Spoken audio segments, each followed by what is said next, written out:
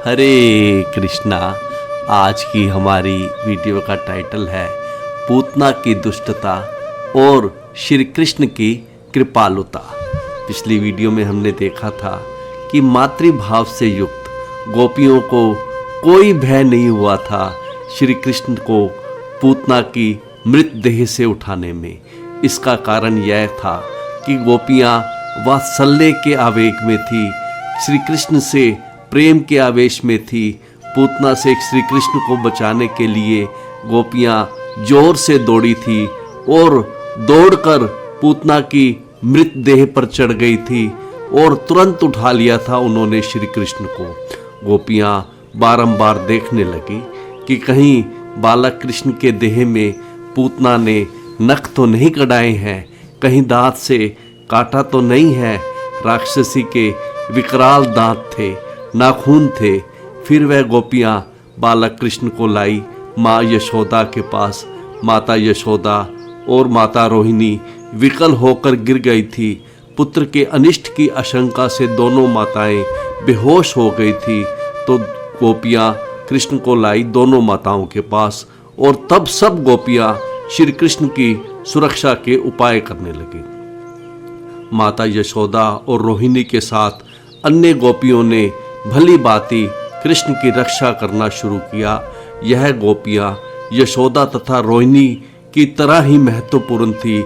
माँ यशोदा तो अभी भी बहुत विकल थी, वे तो बेहोशी हो रही थी, इसलिए रक्षा की अन्य गोपियों ने। गुरु महाराज जी कहते हैं रक्षा करने में यशोदा और रोहिणी प्रधान नहीं थी, रक्षा की अन्य गोपियों ने। तो सबसे पहली रक्षा गोपियों ने की, गाय के बछड़े की पूंछ को श्री कृष्ण के सभी अंगों पर घुमाने लगी। फिर बच्चे को गोमूत्र से स्नान कराया गया ताकि बच्चे को कोई इन्फेक्शन ना हो जाए। तो गोमूत्र से दूसरी रक्षा की गई और फिर उस बच्चे को गोधूलि से अर्थात गोरस से लेप किया गया। गाय के खुर के निशान जहाँ बने हुए थे वहाँ से गोरज लेकर के बच्चे के सारे शरीर में लेप किया गया। गुरु महाराज जी कहते हैं कि गोरज बहुत पवित्र होती है। जिस पशु के चरणों की रज की इतनी महिमा है, उसी पशु को इस संसार के राक्षस लोग खाते रहते हैं। कितने बड़े पापी हैं, विचार कीजिए। भगवान की भी रक्षा हो रही है गाय की पूंछ से, गाय के मूत्र से और गाय की रज से। और फिर बच्चे के 12 अंगों पर गोपियों ने गाय के गोबर से तिलक लगाया। गाय के गोबर से भगवान के विभिन्न नाम अंकित किए गए श्री कृष्ण के शरीर के ऊपर। पहला श्रृंगार श्री कृष्ण का हुआ गाय के गोबर से। 12 जगह श्री कृष्ण को तिलक लगाया गया। गाय के गोबर का तिलक गोपियाँ मंत्र पढ़ते हुए कर रही थी, क्योंकि सभी गोपियाँ वैष्णवी थी, सब तिलक धारण करती थी, उनको सब मंत्र याद थे। तो गोपियों ने लौकिक रीति से श्री कृष्ण की रक्षा की। लौकिक विधि से रक्षा करने के बाद गोपियाँ वेद विधि से श्री कृष्ण की रक्षा करने लगी। इसके लिए गोपियों ने पहले आचमन किया और उन्होंने पहले अपने शरीरों तथा हाथों को न्यास मंत्र से शुद्ध बनाया और फिर उन्होंने बालक के शरीर को भी उसी मंत्र से परिशुद्ध किया। इसके बाद गोपियाँ भगवान के अनेक नामों का आह्वान करके अंग विशेषों की रक्षा की प्रार्थना करने लगी। गोपियाँ कहने लगी कि भगवान अजन्म तुम्हारे दोनों पैरों की रक्षा करें। जो भगवान कौस्तुभ मणि धारण करते हैं वे भगवान तुम्हारे घुटनों की रक्षा करें। तुम्हारे जांघों की रक्षा यज्ञ भगवान करे। अच्युत भगवान तुम्हारी कमर की रक्षा करे। तुम्हारे जठर की रक्षा हैग्रीव भगवान करे। गोपियों को बहुत उत्कंठा थी, बहुत लालसा थी कि बच्चे की रक्षा हो, इसलिए सब गोपियाँ बारंबार मंत्र पढ़ रही थी। गोपियाँ आगे कह रही थी कि केशव भगवान जो ब्रह्मा और शिव के भी नियामक हैं, वे तुम्हारे हृदय की रक्षा करें और तुम्हारी छाती की रक्षा भगवान ईश करें और तुम्हारे कंठ की रक्षा इन भगवान करें। इन का अर्थ है जो सूरज मंडल के भीतर भगवान निवास करते हैं, उनको इन कहा जाता है। भगवान गीता में भगवान कहते हैं कि सूरज में जो तेज है वो मेरा तेज है। तो सूरज मंडल के भीतर जो भगवान अवस्थित हैं उनका प्रसिद्ध नाम है इन। तो वे इन भगवान तुम्हारे कंठ की रक्षा करें और भगवान विष्णु तुम्हारी दोनों भुजाओं की रक्षा करें। उरुकरम भगवान तुम्हारे मुख की रक्षा करें और भगवान ईश्वर तुम्हारे मस्तक तुम्हारे सिर की रक्षा करें। इसके बाद गोपियाँ चारों दिशाओं से रक्षा की प्रार्थना कर रही थी, कह रही थी कि भगवान हरि भगवान चक्रधर चक्र लेकर आगे से तुम्हारी रक्षा करें ताकि आगे से कोई विपत्ति ना आने पावे।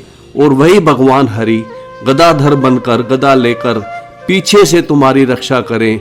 मधु असुर का वध करने वाले मधुसूदन भगवान धनुष बाण लेकर और अजन भगवान तलवार लेकर दोनों बगलों से तुम्हारी रक्षा करें। शंखधारी उरुगाय समस्त कोनों से तुम्हारी रक्षा करें। उरुगाय का अर्थ है जिनका यश बहुत विस्तृत है। ऊपर से भगवान उपेंद्र तुम्हारी रक्षा करें। उपेंद्र वामन भगवान को कहते हैं। और जब तुम पृथ्वी पर रहो तो गरुड़ पर सवार होकर भगवान तुम्हारी रक्षा करें। और हल धारण करने वाले भगवान चारों ओर से तुम्हारी रक्षा करें। तो इस तरह से गोपियाँ भगवान से प्रार्थना कर रही थी रक्षा की, श्री कृष्ण की रक्षा के लिए। गुरु महाराज जी कहते हैं कि विचार कीजिए, जब भगवान के देह की रक्षा के लिए भगवान के नाम की आवश्यकता है तो हम लोगों की देह की रक्षा के लिए क्यों नहीं जरूरत है भगवान के नाम की। जैसे श्री कृष्ण की रक्षा की जा रही है वैसे ही अपनी देह की भी रक्षा करनी चाहिए। भगवान का नाम बोल करके रक्षा करनी चाहिए। व्यक्ति कई रुपए की दवाई खरीद करके लगा लेगा लेकिन भगवान का नाम बोलकर रक्षा नहीं कर सकता। भगवान का नाम बोलकर दवा नहीं ले सकता। लोगों को ज्ञान ही नहीं है कि भगवान का नाम लेने से कितनी दवाओं का काम अपने आप हो जाता है। यहाँ तक कि दवा खाते समय भी भगवान विष्णु का स्मरण करना चाहिए, क्योंकि दवा ही सब कुछ नहीं है, भगवान विष्णु ही असली रक्षक हैं। वास्तव में भगवान का नाम बोलने से रक्षा हो जाती है। भगवान के नाम में अपार शक्ति है। गोपियाँ आगे कह रही थी श्री कृष्ण की रक्षा के लिए, कह रही थी कि तुम्हारे 10 इंद्रियों की रक्षा भगवान ऋषिकेश करें जो इंद्रियों के स्वामी हैं। और नारायण भगवान तुम्हारे प्राणों की रक्षा करे। श्वेत दीप के अधिपति भगवान तुम्हारे चित्त की और योगेश्वर भगवान तुम्हारे मन की रक्षा करे ताकि तुम्हारा मन ठीक ठाक संकल्प कर सके, गलत पदार्थ में ना जाए, गलत चिंतन ना करे। गुरु महाराज जी कहते हैं कि मन की रक्षा बहुत जरूरी है। आजकल लोग शरीर की रक्षा का प्रयास तो करते हैं दवा आदि लेकर अस्पताल में जाकर, लेकिन मन की रक्षा नहीं करते। मन की रक्षा होती है हरे कृष्ण मंत्र के जाप से। यदि किसी का मन भगवान में लगा है तो उसका मन ठीक है, स्वस्थ है। और यदि मन भगवान को छोड़कर अन्य विषयों में जा रहा है तो मन रुग्ण है, बहुत भारी रोग है। गोपियाँ आगे रक्षा की प्रार्थना करते हुए कह रही थी कि प्रश्नि गर्भ भगवान तुम्हारी बुद्धि की रक्षा करे, हित अहित का विचार करने में तुम्हारी बुद्धि सक्षम हो और परम पुरुषोत्तम भगवान तुम्हारी आत्मा की रक्षा करे। और अब विभिन्न क्रियाओं के समय कौन कौन से भगवान तुम्हारी रक्षा करें, कह रही थी कि खेलते समय भगवान गोविंद तुम्हारी रक्षा करें और सोते समय भगवान माधव तुम्हारी रक्षा करें। बैकुंठ भगवान चलते समय तुम्हारी रक्षा करें। बैठते समय लक्ष्मीपति भगवान नारायण तुम्हारी रक्षा करें। और समस्त ग्रहों को भयभीत करने वाले भगवान यज्ञ भोग के समय सदैव तुम्हारी रक्षा करें। गुरु महाराज जी कहते हैं कि मृत्यु सर्वत्र है और कहीं भी मार सकती है, इसीलिए सब समय भगवान की शरण में रहना चाहिए। भगवान रक्षा करेंगे तब ही हम बच सकते हैं। यहाँ बहुत ही सुंदर वर्णन है कि गोपियों के मुख से रक्षा के लिए केवल भगवान विष्णु के नाम आ रहे हैं। तो इस तरह से गोपियों ने श्री कृष्ण की रक्षा की प्रार्थना की।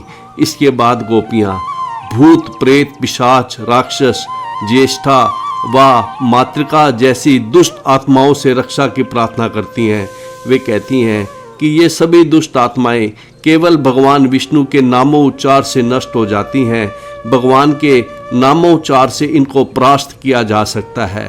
भगवान का नाम सुनते ही ये दुष्ट आत्माएं दूर भाग जाती हैं। तो इस तरह प्रार्थना के बाद सभी गोपियां ताली बजाकर भगवान का कीर्तन करने लगी, नामोच्चार करने लगी।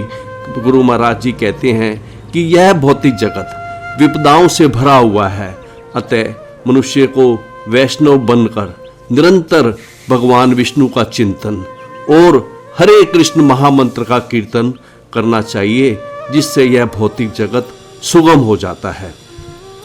तो इस प्रकार गोपियां कीर्तन कर रही थी, भगवान का नाम लेने से तुम्हारी सारी विपत्ति सारी बाधा दूर हो जाए। और उनके हृदय में क्या भाव था कृष्ण की रक्षा का? क्यों रक्षा कर रही थी श्री कृष्ण की? तो सुखदेव गोस्वामी जी कहते हैं क्योंकि वह गोपियां वात्सल्य भाव से बंधी थी, मातृ स्नेह से बंधी थी। उस बच्चे के प्रेम की डोरी ने गोपियों को ऐसा बांध रखा था कि उसकी रक्षा की वो प्रार्थना कर रही थी। इस तरह गोपियों के द्वारा बालक श्री कृष्ण की रक्षा करने के सभी उपाय किए गए। तो रक्षा होने के बाद सब गोपियों ने बच्चे को दिया माँ यशोदा की गोद में की और कहने लगी कि अब इसको दूध पिलाओ। लोक में ऐसा माना जाता है कि जब एक बच्चा अपनी माँ का दूध पी लेता है तो माना जाता है कि बच्चा स्वस्थ है। तो उसके स्वास्थ्य का फाइनल परीक्षण करने के लिए गोपियों ने कहा माता यशोदा से कि इसको दूध पिलाओ। तो माँ दूध पिलाने लगी तो बच्चा दूध पीने लगा। इसका अर्थ यह था कि कोई खराबी नहीं रह गई थी और बच्चा जैसे पहले दूध पीता था वैसे ही बिल्कुल आराम से दूध पीने लगा। और पी लिया दूध तो पीने के बाद उसको नींद आने लगी बच्चे को, तो माँ ने उस बच्चे को सुला दिया। यह संकेत था कि बच्चा बिल्कुल स्वस्थ था, अब कोई दोष या विपत्ति नहीं रह गई थी। तो यहाँ तक हमने पिछली वीडियो में किया था। आज के भागवत पाठ के प्रथम श्लोक में कहते हैं सुखदेव गोस्वामी जी कहते हैं कि तावत नंदाद्य गोपा मथुराया व्रजम गता विलोक्य पूतना देहम बभूवती विस्मिता।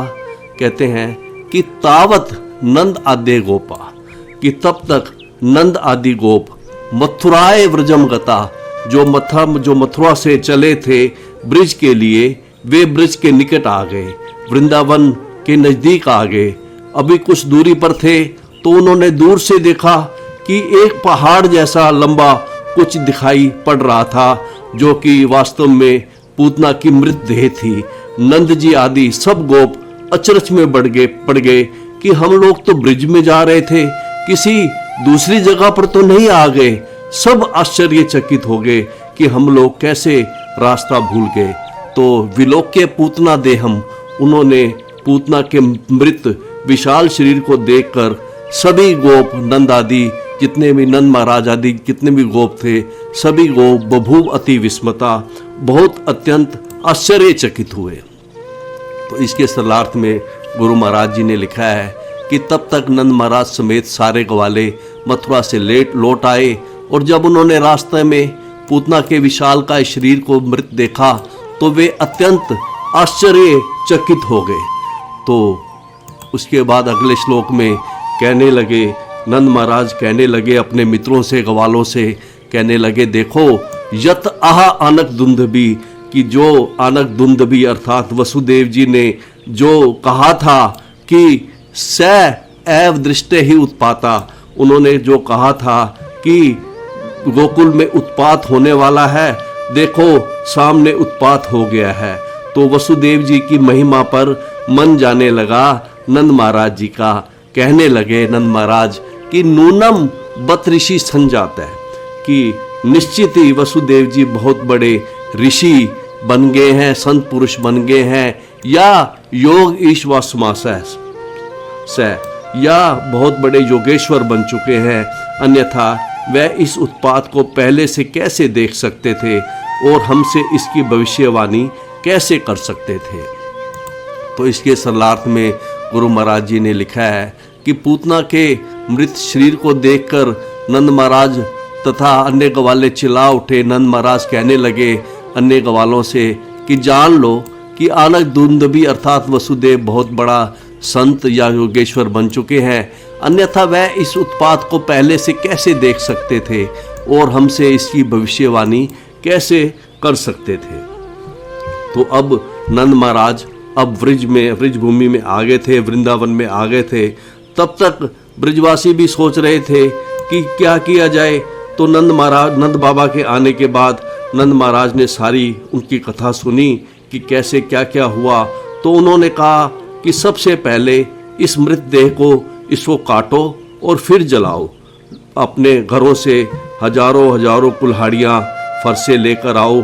अब इतनी बड़ी लाश थी, एक चिता पर तो कैसे जलेगी। तो पूतना की देह के हजारों टुकड़े काटे गए। हजारों गोप हाथों में कुल्हाड़ियाँ लेकर पूतना की मृतदेह को काटना उन्होंने शुरू किया, क्योंकि उनको भय था कि पूतना फिर जीवित ना हो जाए। यदि फिर जीवित हो जाएगी तो उपद्रव करेगी। तो कहते हैं अगले श्लोक में कहते हैं कि कलेवरम परशु भी कहते हैं कि कलेवरम परशु भी छित्वा तत् ते व्रजोक्स है कि सब ब्रिजवासी पूतना के मृत शरीर को कुल्हाड़ियों से काटने लगे। मस्तक के सैकड़ों टुकड़े काटे, पैरों के टुकड़े काटे, हाथ काटे, पूरा देह काटकर उन्होंने खंड खंड कर दिया और दूरे क्षिप्त्वा अव्यवश है। और फिर उन खंडों को उन्होंने दूर दूर फेंक दिया और नहदयन काष्ठ वेष्टितम, और फिर उन खंडों को अलग अलग चिता पर रखकर लकड़ी से ढककर पूतना के मृत शरीर को उन्होंने जलाना शुरू किया। इसके सरलार्थ में गुरु महाराज जी लिखते हैं कि ब्रिजवासियों ने पूतना के शरीर को फरसों से खंड खंड कर डाला और फिर उन खंडों को दूर फेंक दिया और उन्हें लकड़ी से ढककर उसके शरीर को भस्मीभूत उन्होंने कर डाला। तो अगले श्लोक में सुखदेव गोस्वामी जी कहते हैं कि दह्यमान देह से, कि जब पूतना के मृत शरीर को जलाया गया तो धूमै च अग्रु सौरभ उत्थित है। जब पूतना के मृत शरीर को जलाया गया तो उसके शरीर से निकलने वाला धुआं अगरू की सुगंध सा महक रहा था। पूतना का देह जब दग्ध होने लगा तब ऐसी दिव्य सुगंध निकली कि पूरा ब्रिजमंडल सुगंधित हो गया। प्रश्न उठता है कि पूतना राक्षसी के मृतदेह को जलाने से पूरे ब्रिज में सुगंध क्यों फैल गई। शव के जलने से निकले धुएं की गंध कभी रुचिकर नहीं होती, लेकिन ऐसा क्या हुआ कि पूतना राक्षसी के शरीर जलाने से पूरे ब्रिज में सुगंध फैल गई। तो इसके उत्तर में सुखदेव गोस्वामी जी कहते हैं, अगली पंक्ति में कहते हैं कि कृष्ण निर्भुक्त है, क्योंकि भगवान श्री कृष्ण ने उसका पूतना का दूध पिया था। श्री कृष्ण के दूध पीने मात्र से ही सपदी आहत पाप मन है। श्री कृष्ण के दूध पीने मात्र से ही पूतना के सारे ही पाप तत्काल नष्ट हो गए थे और इस कारण से उसका शरीर परम पावन हो गया था। यही कारण था कि जब पूतना के शरीर को जलाया गया तो दिव्य अगरू की सुगंध निकली। तो इसके सरलार्थ में गुरु महाराज जी ने लिखा है कि चूंकि कृष्ण ने उस राक्षसी पूतना का दूध पिया था, इस तरह जब कृष्ण ने उसे मारा तो वह तुरंत समस्त भौतिक कलमश से मुक्त हो गई। उसके पाप सारे नष्ट हो गए, उसके सारे पाप स्वतः ही दूर हो गए। अतएव जब उसके विशाल शरीर को जलाया जा रहा था तो उसके शरीर से निकलने वाला धुआं अगरू की सुगंध सा महक रहा था। गुरु महाराज जी कहते हैं कि विचार कीजिए, साक्षात भगवान उस पूतना के शरीर पर लेटकर दूध पिए थे। अब पूतना को पापिनी कौन कहेगा। साक्षात प्रभु ने जिसकी गोद में जाकर दूध पिया हो वो भला अब कहाँ पापिनी कहने योग्य है। यदि कोई व्यक्ति अपनी इंद्रियों को भगवान की सेवा में लगाता है तो वह सारे भौतिक कलमश से तुरंत मुक्त हो जाता है। इस तरह से जब प्रत्यक्ष या अप्रत्यक्ष रीति से पूतना से दूध पिलाकर उसे भगवान की सेवा में लगाया गया तो वह पूतना तुरंत शुद्ध बन गई। इसलिए जब उसका दुष्ट भौतिक शरीर जलाया गया तो उस शरीर में से अगरू की सी सुगंध निकली। तो अगले श्लोक में कहते हैं कि पूतना लोक बाल घनी कहते हैं कि इसके बाद सुखदेव गोस्वामी जी कहते हैं कि विचार कीजिए पूतना के अवगुणों पर। तो सबसे बड़ा जो अवगुण था पूतना एक जाति है राक्षसियों की, लेकिन इसका नाम भी लोगों ने पूतना रख दिया था क्योंकि यह अपनी जाति के अनुकूल इतना अच्छा कार्य करती थी। क्या अच्छे कार्य करती थी? बच्चों को मारती थी, इसलिए इसको पूतना नाम ही दे दिया गया था। जैसे किसी व्यक्ति का नाम यदि असुर रख दिया जाए तो इस तरह से उसको पूतना नाम दिया गया था। एक और अर्थ है पूतना का, पूत का अर्थ है पवित्र और ना मतलब नहीं। एक अर्थ और है पूतना का कि जिसमें अर्थात जिसमें थोड़ी सी भी पवित्रता ना हो। तो पहला अवगुण तो उसमें यह था कि पूतना के अंदर थोड़ी सी भी पवित्रता नहीं थी। और दूसरा अवगुण था लोक बाल घनी, वो मनुष्यों के बालकों को मार डालती थी। तो ये उसका दूसरा अवगुण था। लोक में बच्चों की हत्या करती थी और उसका स्वभाव इतना क्रूर था। और भी लोग क्रूर होते हैं संसार में, लेकिन बच्चों की हत्या नहीं करते। बच्चों पर तो किसी को भी दया आ जाएगी। वास्तव में क्रूर से क्रूर हृदय में भी बच्चों के प्रति दया आ जाती है। बच्चे को कोई नहीं मारता, लेकिन यह पूतना इतना क्रूर हृदय वाली थी कि यह लोक बाल घनी, यह बच्चों को मारने वाली थी। तो इसका नाम भी बुरा था और इसके कार्य जो थे वो भी काम भी इसका बुरा था। तीसरा अवगुण था राक्षसी। तो खानदान भी अच्छा हो वो भी उसका अच्छा नहीं था। राक्षस कुल में वो पैदा हुई थी और वंश परंपरा से ही इसमें मारने का काटने का अवगुण भरा हुआ हो। तो तीसरा अवगुण था कि वो राक्षस के वंश से थी।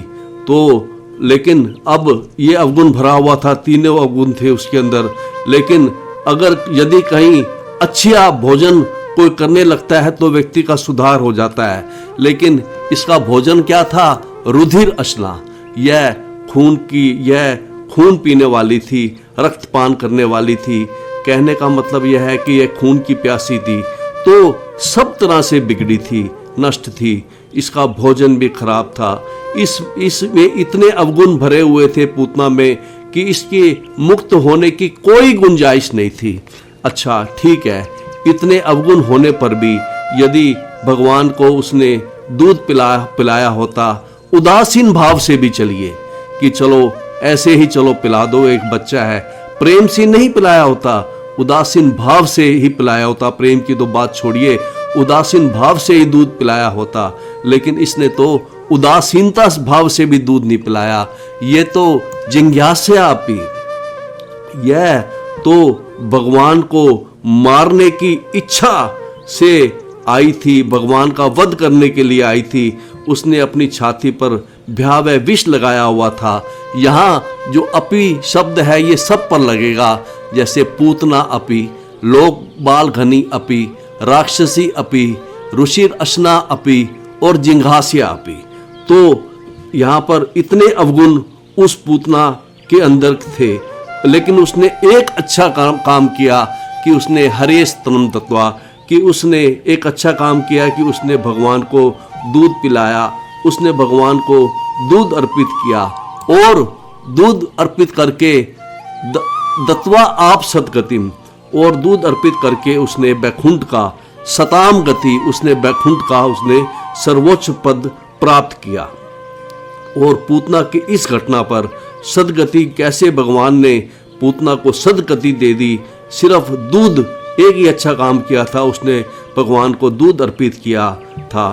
तो इस पर सुखदेव गोस्वामी जी अगले श्लोक में कहते हैं कि किम पुण्य श्रद्धा भक्ता कृष्णाय परमात्मने, कहते हैं कि विचार कीजिए कि जब श्री कृष्ण को मारने के लिए छाती में जहर लगाकर गई पूतना भी सदगति पा गई, तो उनके बारे में क्या कहना कि मैं पुनः, फिर उनके विषय में क्या कहा जाए जो व्यक्ति श्रद्धा से भक्ति से कृष्णाय भगवान श्री कृष्ण को, जो कि परम आत्मा है, जो आत्मा के भी आत्मा है, ऐसे प्रभु को जो यच्छन प्रियतमम, जो कोई व्यक्ति ऐसे प्रभु को अपनी प्रियतम वस्तु देता है, कृष्ण को प्रेम से कोई प्रिय चीज देता है, जैसे कि रक्त माता तत्र यथा, जैसे कि माताएं अर्पण करती रहती हैं अपने बच्चे को, तो फिर उनकी सतगति में किन्नु क्या संदेह है,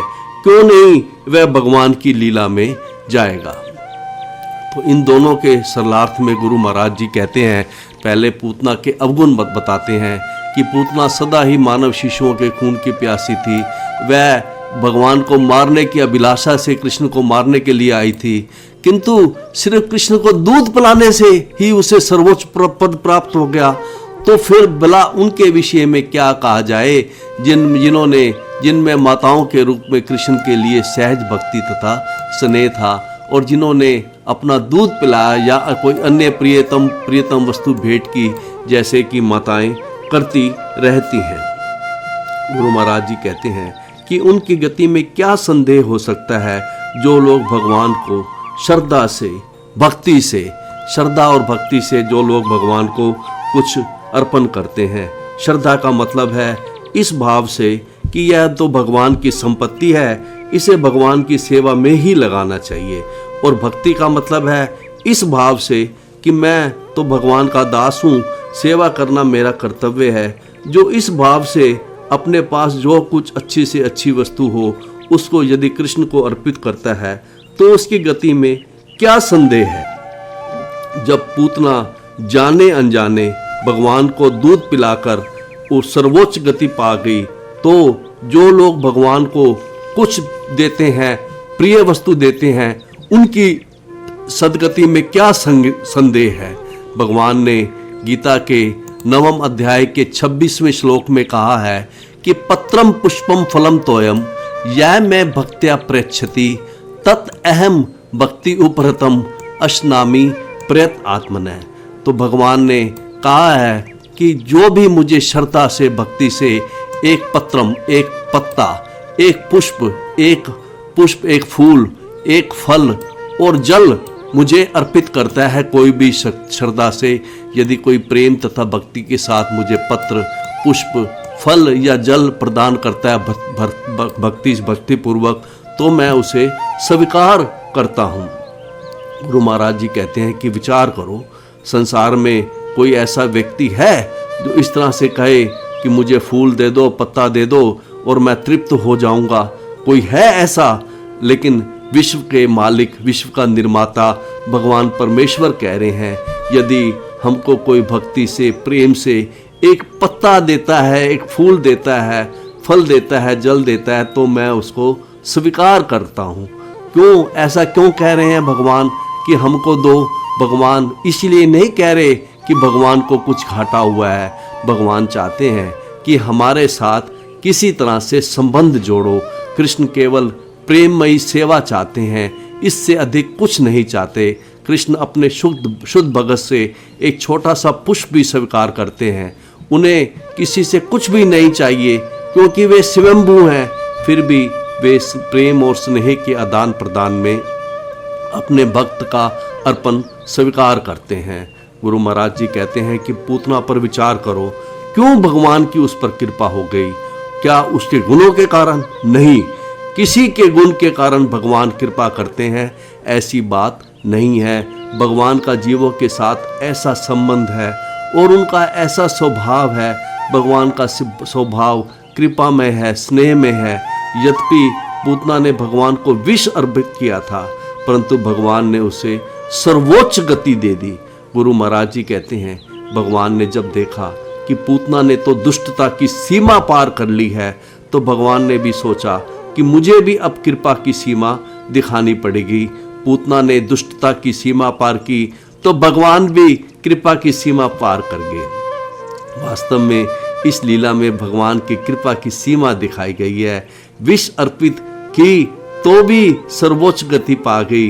ब्रह्मा जी ने अपनी स्तुति में कहा है कि हे प्रभु, मुझे तो आश्चर्य होता है कि अब आप इन ब्रिजवासियों को क्या देंगे।